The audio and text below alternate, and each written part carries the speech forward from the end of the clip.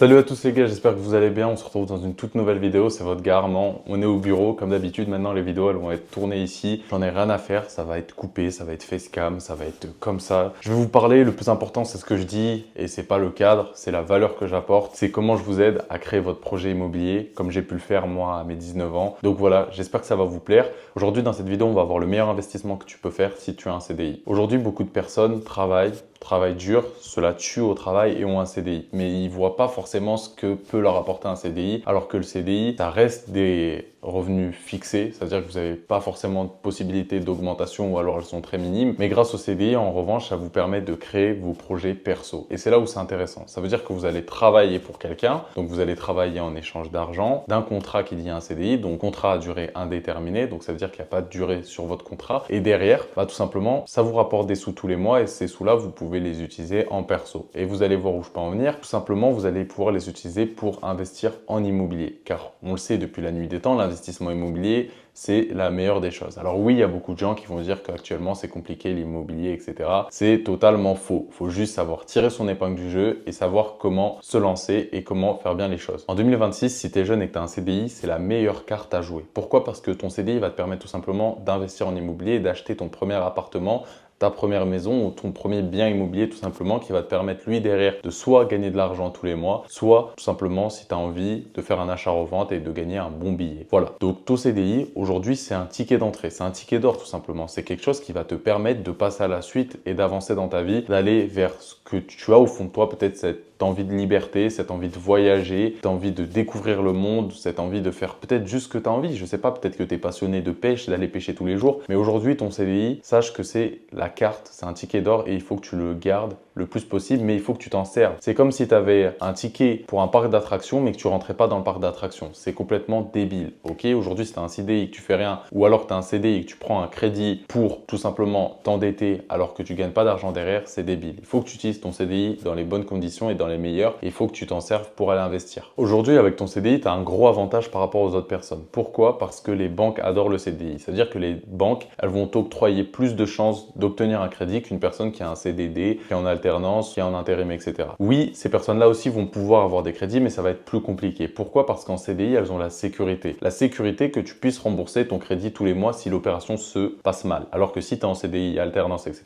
va falloir que tu montres vraiment que c'est très rentable et que du coup, elles aient confiance et qu'elles fassent, et que du coup, les banques te fassent confiance et qu'elles fassent une analyse de ton dossier, de ton projet, s'il est vraiment si rentable que ça. Mais si tu es en CDI et que tu as un projet rentable, il n'y a aucun souci, tu te feras financer. Aujourd'hui, tu te sers peut-être de ton CDI pour mettre de l'argent de côté tous les mois sur un livret, investir peut-être en bourse, investir peut-être sur des SCPI, mais sache que c'est pas la bonne solution à faire. Pourquoi c'est pas la bonne solution à faire? Parce que cet argent, tout simplement, tu l'enlèves. Donc, tu l'enlèves de ce que tu gagnes, tu la mets dans un patrimoine. Oui, c'est vrai, mais ton patrimoine va mettre du temps à se créer. Ton patrimoine va mettre extrêmement de temps à se créer. Et en plus de ça, tu t'enlèves des ressources tout seul que tu aurais pu garder pour vivre. Je vais m'expliquer. Aujourd'hui, prenons le cas de, je sais pas, Antoine qui gagne 2000 € par mois et qui investit 500 € par mois tous les mois en bourse. Au final, il gagne que 1500 parce qu'il y a 500 qui vont dans son investissement. Ok? Maintenant, on va prendre le cas de Alex qui, lui, investit en immobilier et vous allez voir la différence. Donc déjà, Alex, lui, va aller faire un crédit. Donc, il fait un crédit de 100 000 €. C'est-à-dire qu'il est passé d'un CDI avec pas d'apport ou un apport minime et il est passé à 100 000 €. Donc, déjà, vous voyez qu'il y a un gros ratio. Alors là, vous allez me dire, oui, mais les 100 000 € ne lui appartiennent pas. Oui, c'est vrai, c'est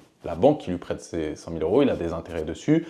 Mais en soi, c'est son patrimoine. Ce n'est pas son patrimoine net, c'est son patrimoine brut.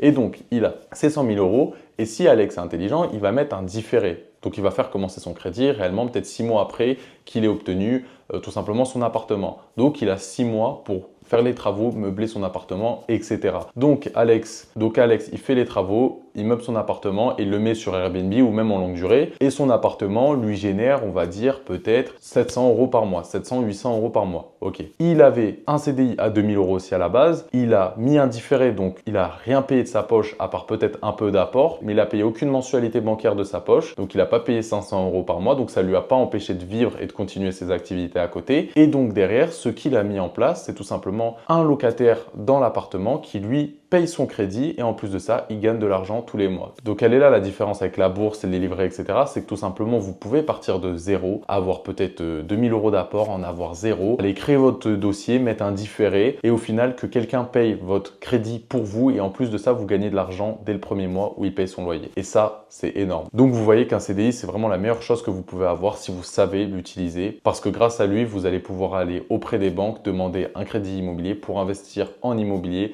et pour pouvoir commencer à générer du cash flow dès les premiers mois de location grâce à cette stratégie par exemple qu'on vient de voir. Donc tu comprendras que si tu es en CDI et que tu t'es pas encore lancé, que tu n'as encore rien fait, bah, tu es en train de laisser ta meilleure carte, ton ticket d'or, quoi, ton ticket d'or vers la liberté. Parce que bien sûr, tu vas acheter un appartement, tu vas en acheter 2, 3, 4, etc. Ça va te permettre de te créer un patrimoine, une liberté financière et d'aller vers tout simplement ce que tu as envie de faire au fond de toi et pas ce que tu es obligé de faire. Et donc tout simplement, si tu ne te sers pas de ton CDI, tu es en train de perdre du temps et ce temps-là, tu ne pourras plus le rattraper, il sera perdu à jamais. Donc utilise ton CDI à bon escient. Voilà, donc utilise ton CDI à bon escient et d'ailleurs si ça t'intéresse et que tu veux tout savoir de l'immobilier, comment acheter un bien rentable, comment le mettre en location, comment obtenir un financement, comment trouver le bien rentable, vraiment comment tout faire. Et d'ailleurs si tu veux une analyse de ta situation, clique sur le lien qui se trouve juste en dessous de cette vidéo, tu pourras prendre appel avec moi ou un membre de mon équipe et on verra comment on peut t'aider au mieux selon ta situation pour te lancer dans l'immobilier dans les meilleures conditions et obtenir ton premier bien rentable, ton premier bien qui crache un peu d'oseille. Voilà, c'était ton gars Armand, on se retrouve dans une prochaine vidéo. Peace!